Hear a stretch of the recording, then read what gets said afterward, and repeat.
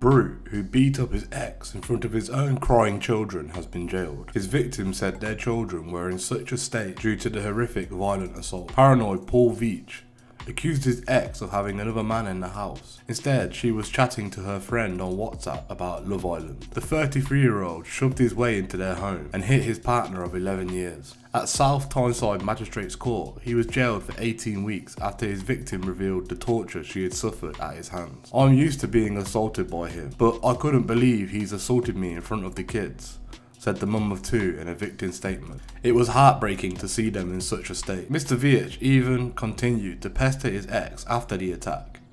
With the court hearing, he made 6 calls to her as she made that victim statement to the police. The sentencing heard the stocky Mr. Vitek is a trained martial artist and has previous for common assault. While he had never been prosecuted for attacks on his long-suffering partner, the court heard how their relationship had been plagued with domestic abuse at the hands of a man she claims has a cocaine habit. That came to a violent climax on July the 19th when Mr. Veach, whose own affair had ended their relationship, accused her of seeing another man. He lashed out with his victim stating, "I was crying and he was calling me horrible names. I didn't want to get help as I would have lied about where the injuries came from." Pennywell defendants of Parkmore Road pleaded guilty to assault by beating. In mitigation, even his own solicitor admitted the attack was horrible. But mitigating Charlie Carr pleaded for the 3-person bench to suspend his prison sentence, arguing it was his first major conviction for violence. "His criminal record is all drugs and motoring offences," said the solicitor. "On the face of it, he does not appear to be a violent man." The defendant said to have once been in charge of over 40 people at a factory, is now on benefits and training to be a fitness instructor. The court also heard that despite the attacks happening in front of his children, he still looked after them up to 4 times a week. And Mr. Carr added a short jail sentence would not only serve little purpose, it would also deprive his ex of a babysitter. However, he was locked up and made subject to an open-end restraining order. The defendant of Parkmore Road must also pay her £100 compensation.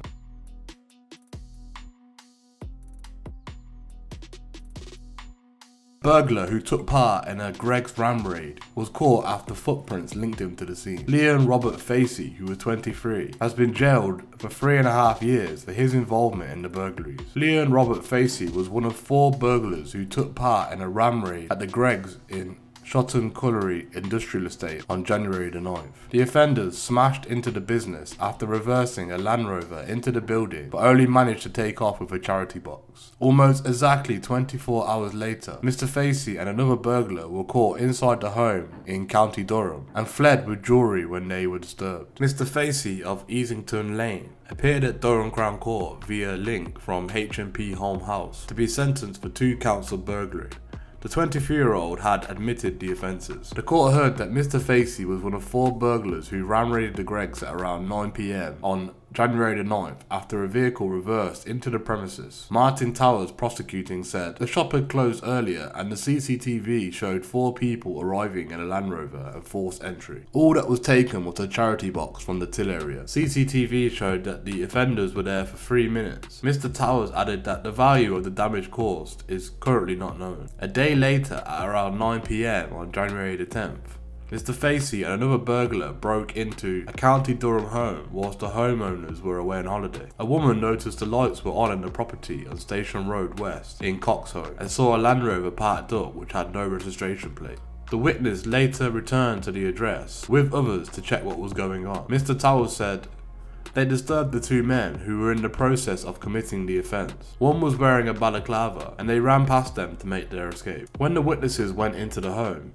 they saw that the jewellery had been stolen and a knife had been taken from the kitchen and left in the bedroom. Mr. Towers added, later that evening there was a police chase involving a Land Rover.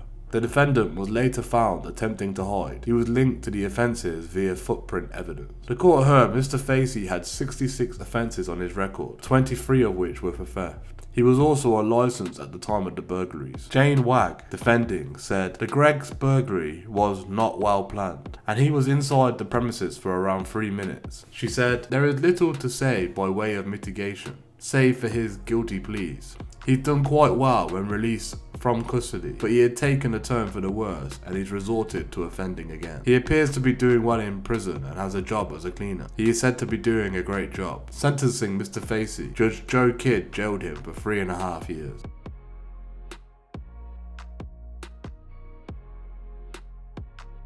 Brazen Sunderland scammers made £2 million by tricking people into buying European health cards. Siblings Damien and Dale Zadeh were directors of the companies behind misleading websites. A Sunderland family who made over £2 million using deliberately misleading websites to trick people into paying for European health cards insurance have been jailed. Siblings Damien Sartip Zadeh, 32, of Angram Drive, Sunderland, and Dale Sartip Zadeh, 35, of Polperro Close, Royhope, were directors of the companies behind the misleading websites europeanhealthcard.org.uk and EHIC The elaborate scam saw the brothers use a computer program to push their misleading websites to the top of internet search results to receive consumers into needlessly paying for their EHIC, which were freely available from the official NHS website. The websites were, in fact, a front for a clever cut and paste job, with customers' details simply being copied over to the NHS website form. This investigation was led by the National Trading Standards EHIC team, which is hosted by North Yorkshire Council and the City of York Council. They were sentenced at Leeds Crown Court for 9.5 years and 8 years respectively, after being found guilty of fraudulent trading and laundering the proceeds between February 2013 and October 2019. Damien was also convicted of engaging in aggressive commercial practices after threatening consumers who complained to prevent them pursuing refunds. Damien and Dale have both been disqualified from being directors for 10 years. Their parents, Diane Sartip Zadeh, 60, and Mahmoud Sartip Zadeh, 62, both of Angram Drive, Sunderland, were found guilty of money laundering and sentenced to 2 years, suspended for 2 years. Both are also required to attend 10 activity rehabilitation days. Mahmoud Sartip Zadeh was also ordered to carry out 200 hours of unpaid work and disqualified from being a director for 5 years. Test purchasing of an EHIC by National Trading Standards through www.ehiccards.org.uk uncovered a range of misleading features on the site that undermined the NHS service and added no value for customers. For example, the site claimed it provided a check and send service for customers, but the test purchase showed the application was approved and sent within minutes of the application being made, proving that no checks could have been done, and the application was made using covert identities, so there was no way of doing any checks at all. The site also claimed it could provide fast track and 24/7 services. These are not possible with the EHIC. The investigation found that the colour and the background of the site was similar to the NHS and the government digital service websites, which could mislead consumers into thinking they were using official channels. The defendants also relied on a disclaimer that was buried in the footer text, which was the last paragraph on the page, which was not prominent enough to be recognisable as a disclaimer. Her Honourable Judge Penny Bletcher referred to Damien being shown suggested prominent disclaimers by the prosecution counsel during the trial, when Damien said a consumer would see them and skedaddle off to the NHS website.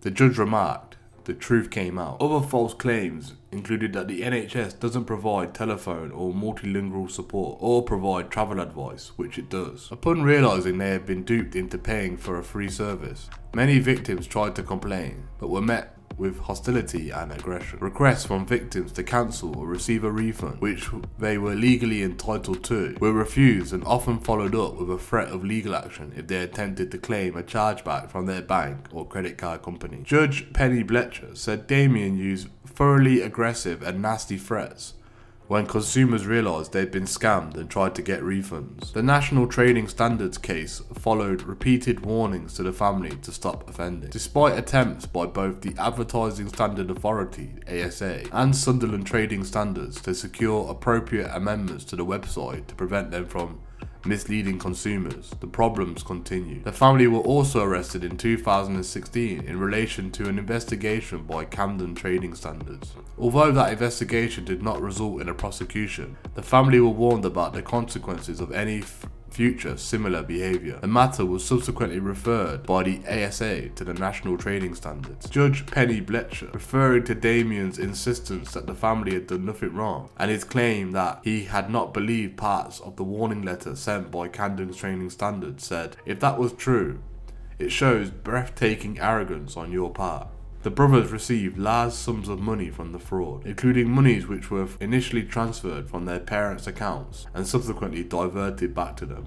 The family now face asset confiscation proceedings to remove the assets they obtained from the proceeds of the offending. Lord Michael Bitchard, chair of the National Trading Standards, said, "National trading standards and local trading standard teams continue to remove misleading websites, and the successful outcome of this case sends a clear message to the criminals that deceive consumers that will not be tolerated. We urge people to use gov.uk to find government services, the easiest and most secure place to find government services and information online, and reports suspected misleading websites to the Citizens Advice Consumer Helpline." The ASA Chief Executive Guy Parker said, "The scale and the aggressive practices behind this scam are a reminder to everyone about the need to be vigilant when making online purchases. These scams can affect anyone, from the vulnerable to the tech savvy. We will continue to work closely with the national and local trading standards to help protect people from this insidious criminal activity."